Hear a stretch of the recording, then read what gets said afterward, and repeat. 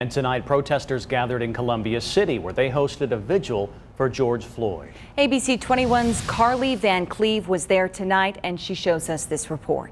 I saw a lot of emotion here tonight at the Whitley County Courthouse in Columbia City. As you can see, there are still some people remaining after the vigil happened. These leaders organized this vigil in memory of George Floyd. Around 7 o'clock, this area around the courthouse was filled with people. There were two speakers that discussed the protests this week and types of action moving forward.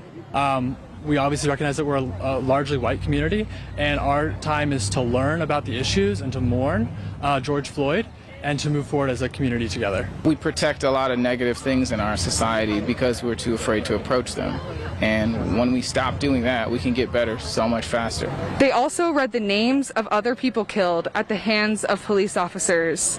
And they waited 8 minutes and 46 seconds of silence to represent the time George Floyd was held down in Minneapolis.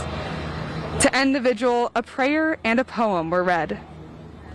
The organizers tell me they are publishing more resources online for further action, and they say they want people to take that action beyond this day. All right, Carly, thank you for that. As Carly mentioned, tonight there was a moment of silence, and during that, a woman in Columbia City captured this video on her cell phone and shared it with us.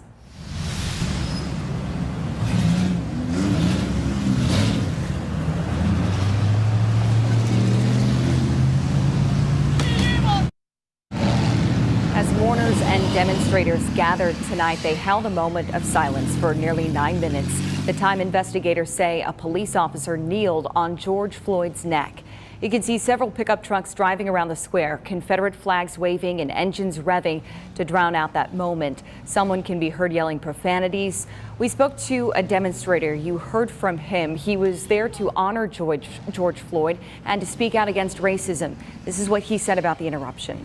By not speaking on things and by allowing negative spaces for racism and prejudice to exist, we are passively participating in it. And then we get upset when actions like what happened and driving around being crazy during a vigil, those things exist because we don't speak about it, because we don't condemn it in our own private circles. And when we do that, we provide far less room for those toxic narratives.